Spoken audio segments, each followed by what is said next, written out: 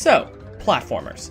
As a kid, they were my go-to kinds of games to play, and even nowadays, the platformer genre remains as one of my favorites, possibly my absolute favorite. As for which I preferred, well, while I definitely love a lot of 2D platformers, 3D platformers are my jam. Mario, Crash, Sonic, Spyro, Ape Escape, Jak and Daxter, even more obscure ones like Pac-Man World and the PS2 Larry Boy game. Don't give me that look, the game actually wasn't too bad. Point is, 3D platformers are something that I really enjoy playing. Unfortunately, due to the overabundance of them from the late 90s to the mid-2000s, quality ranging from great to absolute trash, the genre has pretty much vanished out of existence since. However, this year has surprisingly provided a lot of 3D platformers, between games like Yooka-Laylee, the Insane Trilogy, and the upcoming releases of A Hat in Time and Super Mario Odyssey. But among these more well-known titles, we also have some others that slip through the cracks, which brings us to today's topic, Skylar and Plux, Adventure on Clover Island, an indie 3D platformer developed by Grip Digital and Right Nice Games and released on Steam, PS4, and Xbox One in May of 2017. I remember first finding out about this game after seeing a teaser trailer posted on the official PlayStation YouTube channel last year. My friends and I watched it in a Skype call and joked about the poor writing, voice acting, and lack of polish that the trailer showed. And while we all initially just moved on from there, for some reason, this game lingered in my mind. Keep in mind, this trailer was posted in March of 2016, quite some time before we knew about the Insane Trilogy or Mario Odyssey. So my 3D platformer itch was in serious need of a scratching, and I merely caved in out of desperation. I got the game shortly after its launch, while it was still at its sale price, and I'm kind of thankful that I did, because as I'm about to go over, this game is not worth $20. The game begins with a short bit of exposition before introducing us to our protagonist, Skylar, who's currently a prisoner of the game's villain, CRT. Through CRT's blurb of exposition, we find out that Skylar apparently was trying to steal something from CRT, got captured, and is now being modified into a living weapon for his plans. Oh, and he started erasing her memories. Welp.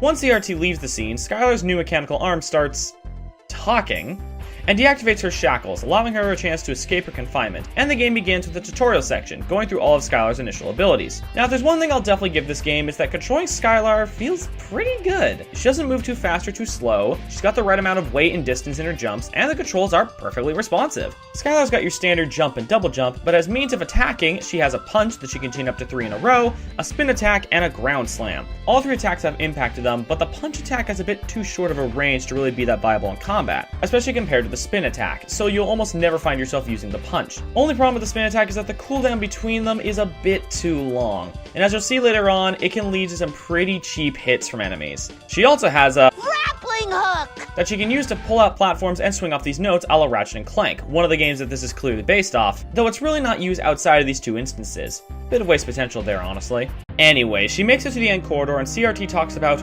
waking up a little friend, as he puts it. Okay, cool. Obviously, this is leading to a boss fight. Let's see how they handle this. End of the line, kitty cats. Get her! Ah, dang it, you imbecile. You complete moron. Never mind then. Instead, Skylar gets into escape capsule and launches herself out of the space station, which is when we're introduced to... Woo! This is it! I'm outie! Plux, who, as the title says, plays the part of Skylar's companion character, as most mainstream 3D platformers had in the late 90s and early 2000s. Though I'd say in this case, the game takes the most similarities from Jak and Daxter, because very much like Daxter, Plux serves mostly as comic relief. Only difference is that while Daxter was both funny and annoying, Plux is just annoying. I'll go into further detail on the writing later when dialogue becomes more frequent, but for now, Skylar and Plux, or rather Skylar's arm and Plux, make their introductions, and the arm tells Skylar what she'll need to do to restore her memories. Skylar, if you wish to regain the memory CRT erased, you must find the progenitor structure called the siphon. Oh, I think I know what you're talking about. The Islanders always jam about that thing. It's a huge ancient-looking thingamajig, right? That, sounds just like it, I guess. Can you take us there? I know these islands like the back of my wing. That, sounds just like it, I guess. Can you take us there? I know these islands like the back... Plux, but we have urgent matters to attend to. Skylar... That's not supposed to happen, is it? Also, because this first level is pretty basic, with really nothing stand out to note, aside from this hole in the ground that I'm able to stand on, somehow, I'm going to take this opportunity to talk about the graphics, and for the most part, these visuals are actually pretty good. Nothing breathtaking, but there's a lot of color and life in each area, and it definitely captures that PS2-era platformer feel that this game's clearly trying to replicate, while still looking relatively good for a PS4 game. The same cannot be said about the character models.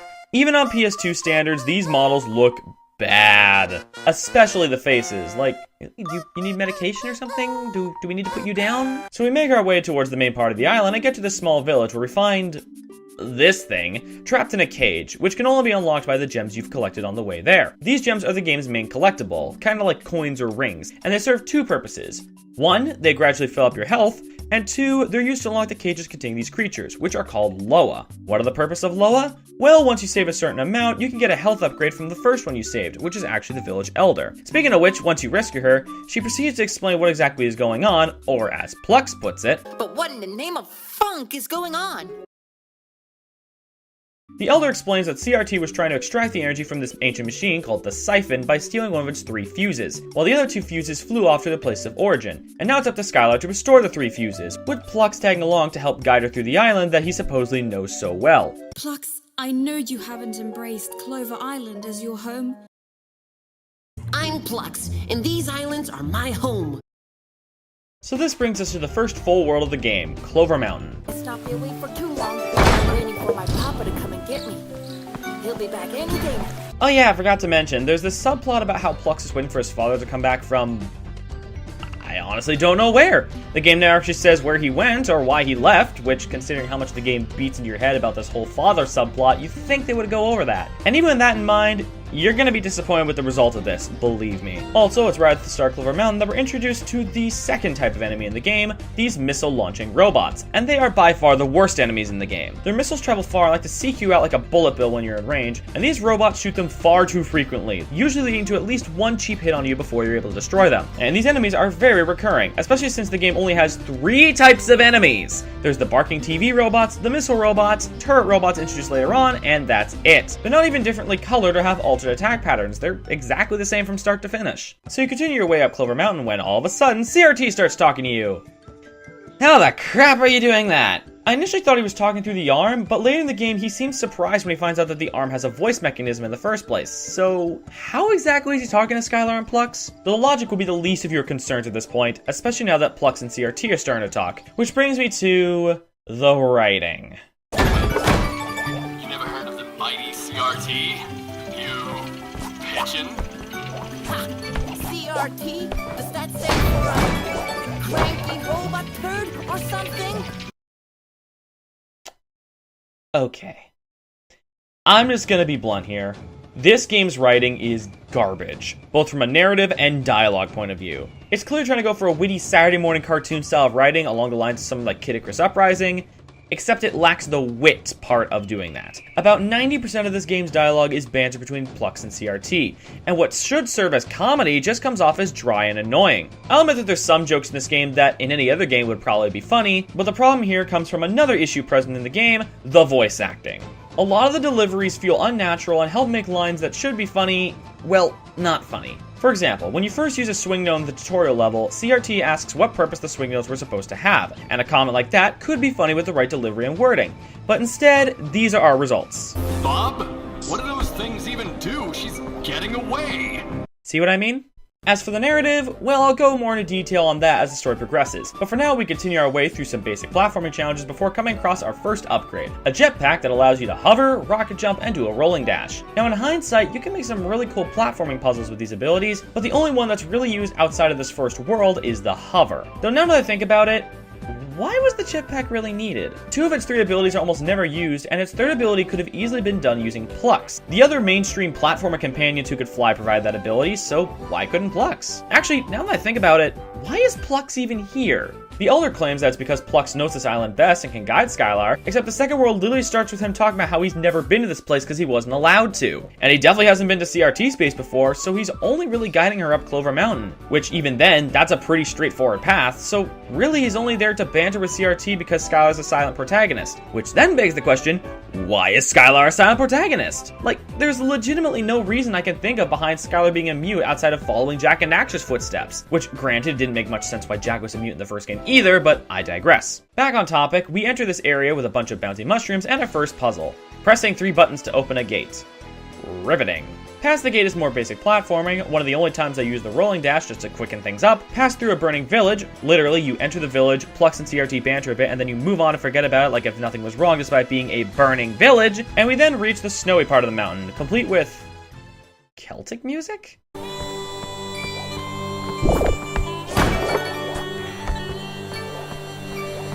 Actually, on that note, I'll say this. The music's alright, and nothing memorable, but each piece is atmospheric, well composed, and overall, serviceable. Nothing great, but serviceable. This is where the game starts to go a little crazy on the missile robots, and their placements bring this game up to a very cheap kind of difficulty. For example, this situation right here. I got shot by a missile in midair and got pushed off the cliff. I land on the ledge lower down, but there was literally no way back up, so I had to jump off the ledge and lose some health. Granted, I'll admit that I forgot I had the rocket jump at the time and may have been able to get back up with it, but it still doesn't change the fact that this is some pretty cheap enemy placement. And then he killed me 2 seconds after I respawned because he shot a missile while my spin attack was on cooldown. Fun times. So you continue your way up the mountain, hear Plux talk more about his father and how he's going to return, deal with some more poor enemy placement, listen to more banter, and we finally reach the peak of the mountain. Only a few more jumps and you get to the fuse. I'll admit that it seems kind of anticlimactic to just walk up to the fuse with no boss fight or anything, but maybe they ran out of time or money or weren't confident enough to try and program a boss fight. Or they were just lazy. Also, when you get the fuse, this happens. Yeah. Never do that again. So we return to the village, learn you can flatten the Loa with a ground slam punch, and bring the fuse back to the siphon. And after getting 2 extra hits for the Loa I found, it's time for the next world, Forlorn Deserts. The level starts, and before the name can even appear, CRT's running his mouth once again. Though this time with a bit of, for lack of a better term, interesting dialogue. Out with the old, in with the new. That's what my pappy always said. Well, what he actually said was that I was useless, but, yeah. I'll prove him. I think I have a feeling I know where this is going. Though just past this point that we're introduced to probably one of the more interesting power-ups in the game, the Time Orb. It serves 2 uses. Slowing down time, or putting it on a pedestal that puts everything within a certain radius back in time, like that one dungeon in Skyward Sword. And just off concept alone, this upgrade could make for some really well done puzzles and platforming. Problem is, this is easily the biggest piece of wasted potential in the entire game. The time slowing is only ever used to slow down specific platforms that move too fast and also make combat way too easy, and the pedestal puzzles usually consist of put time orb on pedestal and proceed, or move pedestal to certain spot, then put time orb on pedestal and proceed. The only time the time orb was used in a clever way for a puzzle was with these collapsed statues. What you need to do is put the orb on a pedestal and restore the statue to its original state, then turn the statue so that when you take the orb off the pedestal, the statue top ends up falling into a gap you need to cross. This is actually a pretty good puzzle, and it had me stumped for a bit. Good on you, developers. But again, that's one of the only notable uses the time warp has in the entire game. This rock is just asking to get punched down from here. Hey, what did that rock ever do to you? Okay, I'll admit that was kind of funny. Alright, next level. The Progenitor's Sanctum. And instantly we're introduced to a sliding piece puzzle.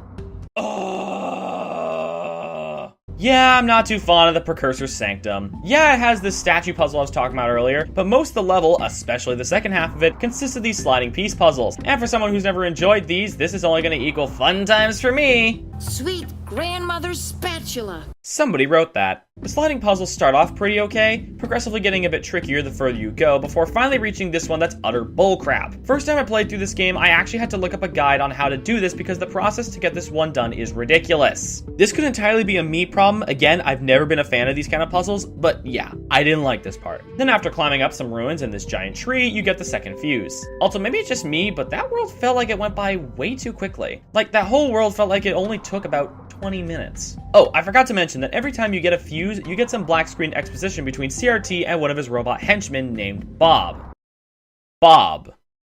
I didn't bring this up earlier because the first set of post-fuse dialogue really didn't amount to anything, but here we hear a conversation about how CRT's men apparently couldn't even touch the fuse without blowing up, while also mentioning that Bob apparently was made by some species called the Valkorians. How much do you want to bet this won't be relevant for the rest of the game? Anyway, with 2 fuses obtained, it's time to move on to CRT Citadel. This is probably where the visuals are, oddly enough, at their most colorful, with a lot of variety in the set pieces. What just happened to the frame rate? For the most part prior to this world, Skylar and Plux's frame rate remained pretty stable with minimal drops. But in CRT Citadel, the frame rate drops frequently, and they're very noticeable. Though I will say, not only is this area strong on a visual standpoint, but this first level of CRT Citadel is actually pretty alright. It's got some pretty good platforming challenges, the enemy placement isn't overly cheap, and hey, I even found myself using the time orb again. Seriously, this world's off to a pretty good start. He came in like a wrecking ball.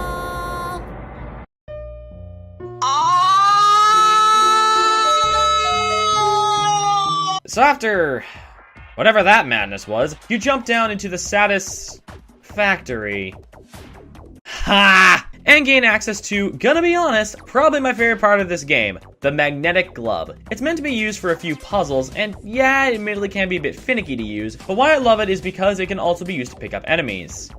You know what that means? Now it's coward killing time!